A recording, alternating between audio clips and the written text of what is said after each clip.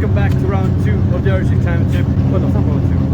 Round 3, yeah, it's round 3. We're heading uphill here in Watergrass Hill for a new layout. Pretty interesting.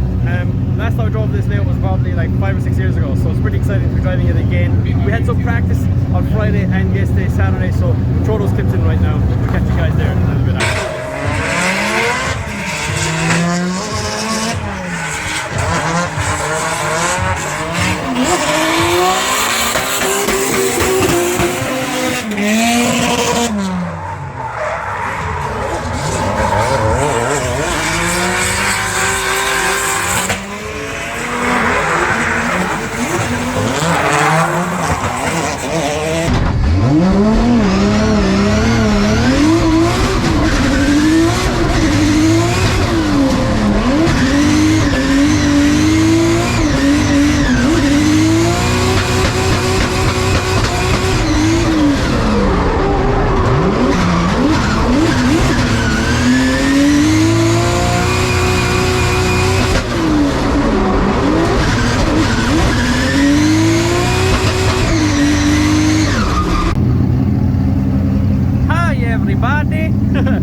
So yeah, made a few changes last night, so hopefully that makes the car a little bit better today.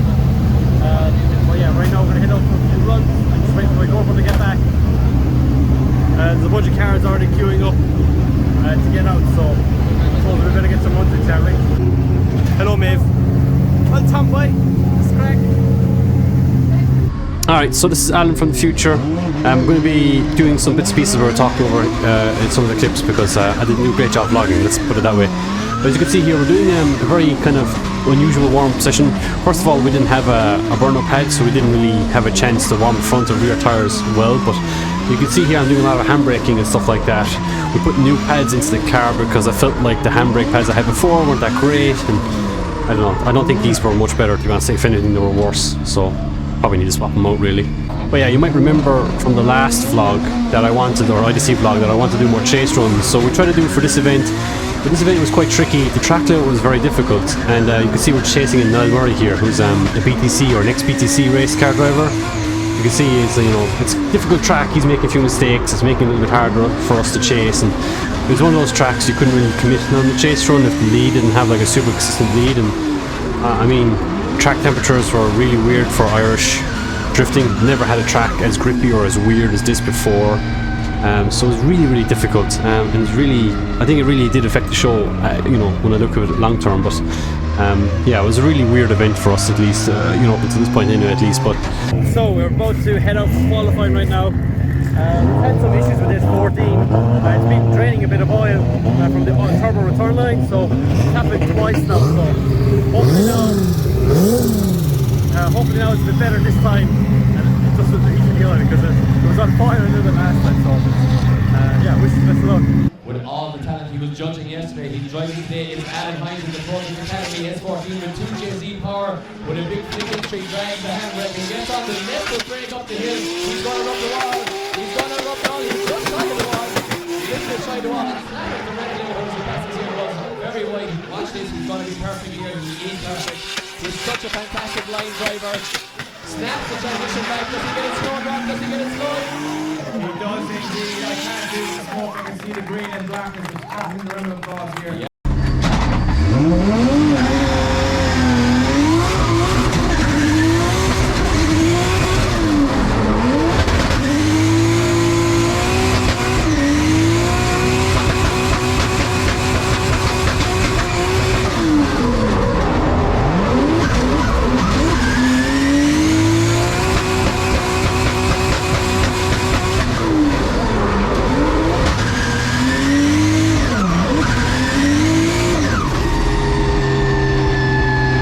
right, okay, so let's have a look at a second qualifying run. The first one got an 81.6, this one right here got an 85. And the first thing I want to point out is how a little bit more precise that we are, how a little bit deeper we are on the wall right there. And as we transition into the bottom hairpin, you can actually see another dash mark where the front wheel is right now, how we're just on the better there as well. So this run is not as aggressive, not as flamboyant, but it's a little bit smoother. and I think that's what the judges were looking for. Oh, well, that's what I tried. That's what I thought the judges were looking for, but it got us an 85. So I tried both things. I tried to have the flair and the aggression run one. That got us an 81. And then the second round I was like, okay, maybe that's not what they're looking for. Maybe they're looking for a bit more precision.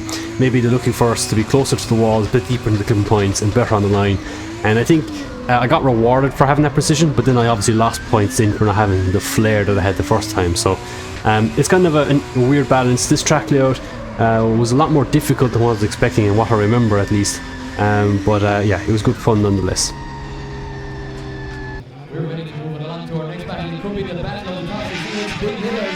It's Alan Hines versus second place in the championship. Lee McFadden will dive on to Alan Hines and go right from the get-go, but Alan Hines is on that perfect lead right up the hill. He's right on the wall here, Rob, right on the wall. Lee McFadden standing here. Oh, what happened to Alan Hines here? Lee McFadden has to take a course of action. Alan Hines has a very uncharacteristic wobble as he gets it back on track here, and Lee McFadden shuts it down. Oh, grabs understeer and loses the will. We'll find out pretty soon. These drivers won't know either, so Alan Hines is going to go flat out here onto the tour of Lee McFadden here up the hill as Lee McFadden leads us in a little bit of a wobble, and Alan Hines is right there with him. And Alan Hines is very shallow, has to get the handbrake to maintain drift there over the straight, but he's still right there with Lee McFadden using that shallower line to stay on the door. Lee McFadden gets the 186 turn around, is bang on from the point line and across the line through clipping point. Guys, let's hear it. It's Alan Hines. Alan Hines goes through to the grade 8 meeting. Second place man in the championship. After booking a place in the top 4 of course, but we have what could be a final here on the line. It's a massive battle. It is 2 champions of champions. It's Alan Hines leading in. Tomas Kiley. Look at Tomas Kiley! Look at Kiley here, right on the corner of Alan Hines as they run the wall. Flick it back to the floor. Look at Kiley again. He's going to drive back to the door of Hines. Look at this for chase riding. Tomas Kiley's like a dog with a ball, but Alan Hines has the power the way here. And it's exactly what he's doing in here. It's close to a 100-point run. As we are ready to go on, Alan Hines gets the jump on Tomas Kiley. Watch this one, guys. Alan Hines knows that he's under pressure here. Look at this for an initiation from Alan Hines as he leads us up the hill. Tomas Kiley is doing all he can, but right there! Taps the wall, Kiley taps the wall. Hines stays in and onto the door. Look at this, Hines. Oh no! It's just a down. Kiley keeps going. Alan Hines doing everything he can. It's Tomas Kiley. So it's kind of where the event ended for us. Yeah, we got bowed out in the top 8, got lost to Tomas Kiley, who ended up winning the event in the end. Not the result that we hoped for, but I think we had the most difficult bracket. Qualified 4th, we had Lee McFadden, who was currently 2nd in the championship, and we had Kiley, who was leading the championship as well. And yeah, Kiley's on the roll at the moment. He's driving his top notch, and I felt like between me and my car, we're not really 1-to-1 right now. We're just, I don't know, we're just not really connected.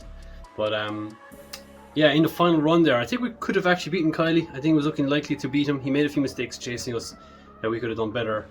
Oh my god, that thing is flickering in the background, the light. Oh my god, this is weird. I felt like we could have taken out Kiley. I think we were on track doing that. We just had to do a good, clean chase run on him. Aggressive with that for the most part. Up until that point, we had a beat really.